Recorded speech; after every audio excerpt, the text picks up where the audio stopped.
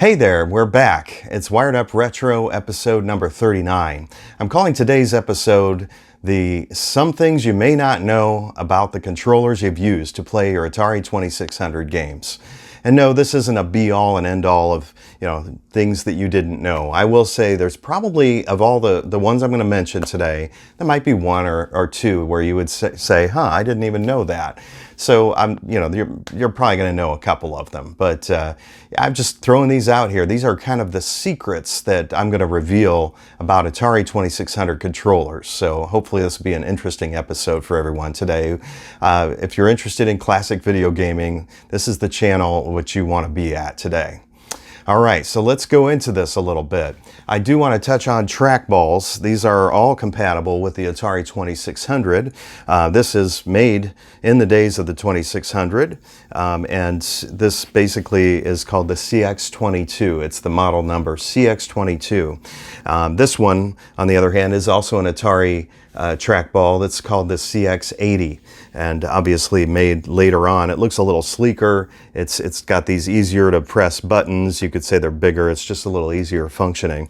Both of these, both of them, have two modes. Okay, you've got analog mode, which was a little switch. You turn the switch over, and on Atari computer games such as Missile Command, you can actually have full-on, straight-up analog for those games that were programmed to have that.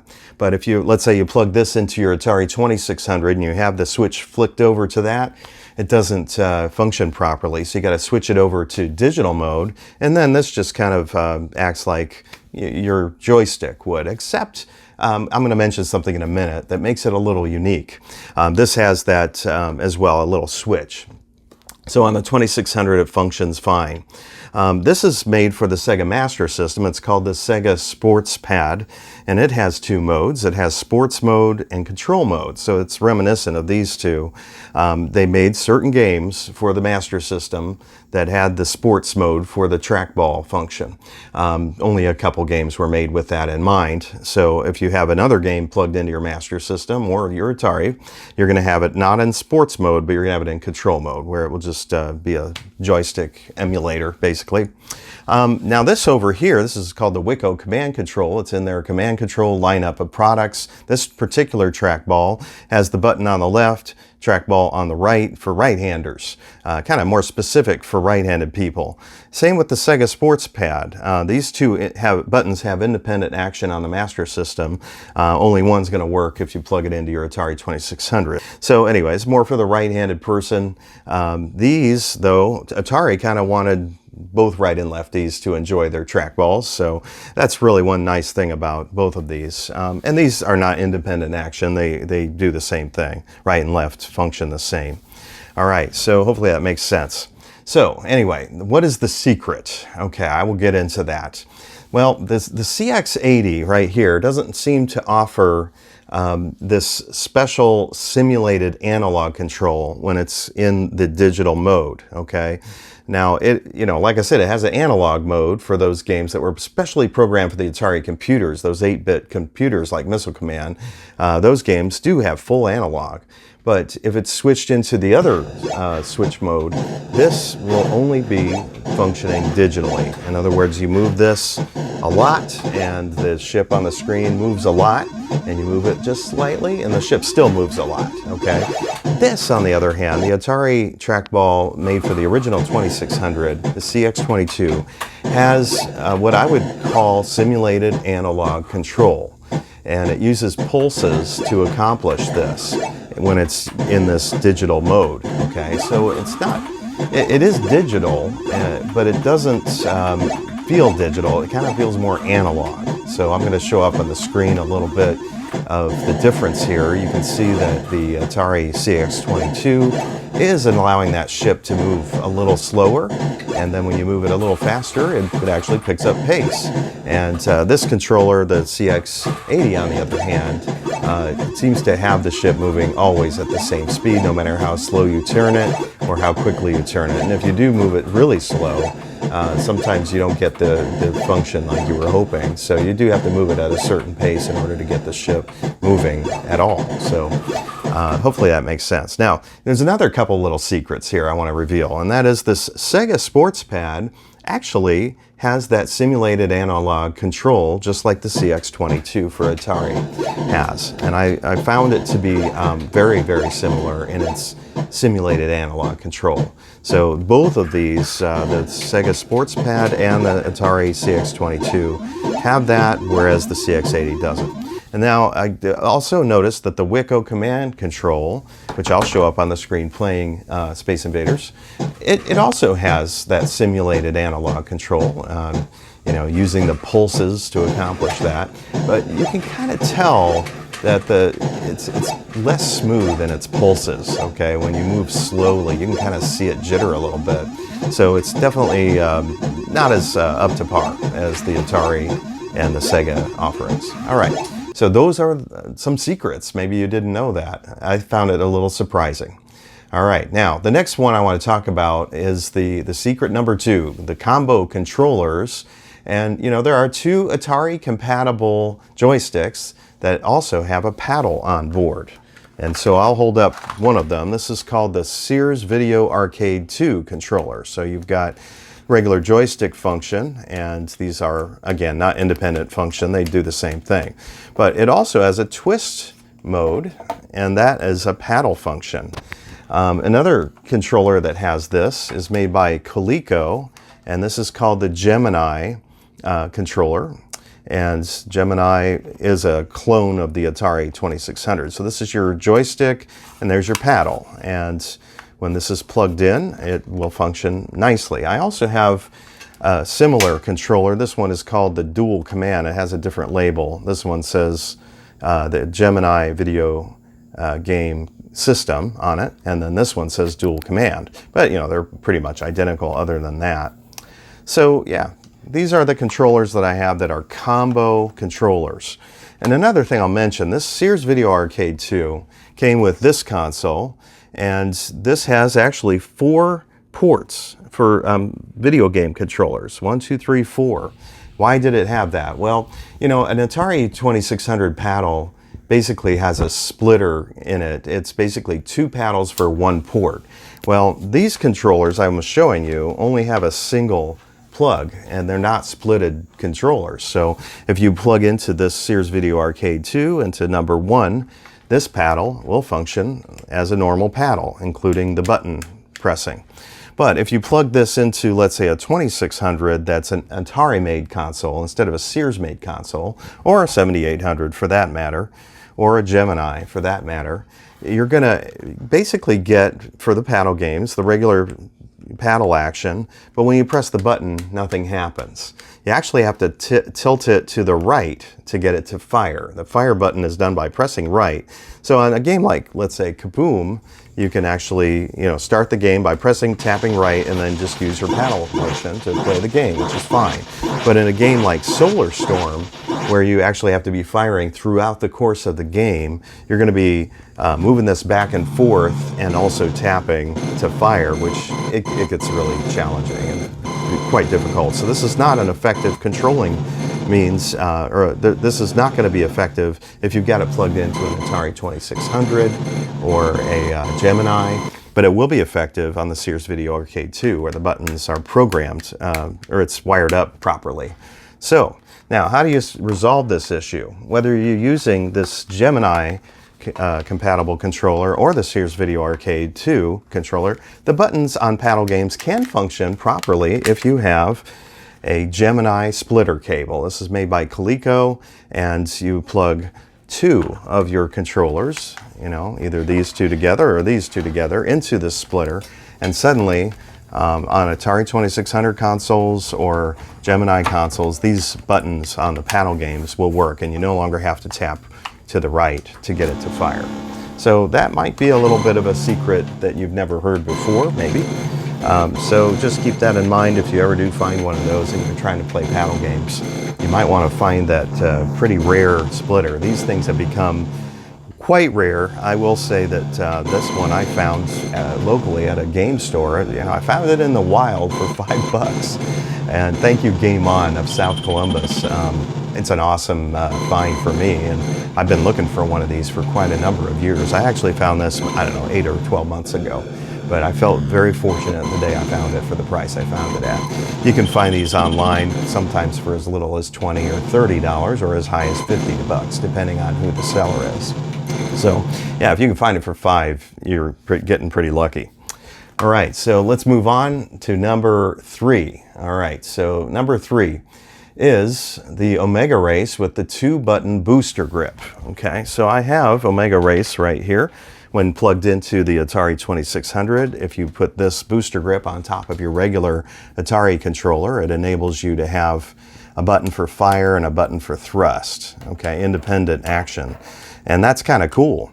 So how do you deal with it if you only found the cartridge and you don't have the booster grip? Well, you can't really play the game effectively unless you have a ColecoVision controller. And if you plug in your Coleco controller, which has that 9-pin connector, this is my modded one with the ball top, but any old Coleco controller works, then these 2 buttons have independent function, and the game Omega Race suddenly becomes very playable, and it's a lot of fun. So this is a game I've enjoyed quite a bit, whether I'm playing with the Coleco controller or playing with the booster grip. And by the way, I had this booster grip since I was a kid, and I really like the feel of playing the game with the regular standard Atari controller with the booster grip. I just grew used to doing that as a child, and now as an adult it just feels very natural. But I'm pretty sure if you're younger than me, let's say you're only 30 or 40, and you're not used to playing Atari games with a fit-over booster grip, you're probably going to hate it. But you can't get used to it if you use it time and time again. Anyway, it's a lot of fun. I love Omega Race. The 2600 version really is, it's a nice looking game. It does have a little flicker to it, but it has this RAM Plus chip on board, which enables you to get no slowdown, and I just think the game is a lot of fun. So you haven't picked it up yet, get yourself a booster grip or a Coleco controller. And there's your little secret of the day. All right. Now, lastly, I did want to talk to you about using a mouse on your Atari game console. Now, this wasn't made for the Atari, but it is a 9-pin connector mouse, and it's made for Commodore 64. It's the model 1350. And if you can find this, by the way, this was just found this past weekend. I went to a game store in Newark, Ohio. Thank you guys. I really appreciate the deal. For $8 measly bucks, they let me have this. And when I got home, I was like, I don't even know if this is going to work on my Atari 2600 or 7800 or whatever. So I plugged it in, and I booted up just a regular joystick game, and it wasn't working. So I went straight to YouTube, of course, and I just typed in, some keywords, and lo and behold, I found out a little secret, and that is to get it to work on Atari 2600 or Atari computer as a joystick emulating mouse. You actually hold this button, the right button down, turn on your console, and then release the button after the console has turned on, and then it's suddenly going to work completely compatible with your joystick games. It won't work with the paddle games, but just the joystick games. Just as these, by the way, all these Trakballs aren't going to work with paddle games. They work with the joystick games, which are, the majority of your Atari games are going to be that. So anyway, I'll show you a little gameplay with the mouse. Really like it, and it has, guess what? It has that pulse analog or simulated analog control. You move it a little slow, and your on-screen character or ship will move a little slow, and move it a little faster, and it goes a little faster. So yeah, it's really nice. I like trying different games with the mouse. In fact, there are some that I think work better with the mouse than with the trackball. So, I definitely would say if you're into trying new things with your Atari, that's worth a try. Try different games and see how they react with trackball versus mouse control. Totally fun.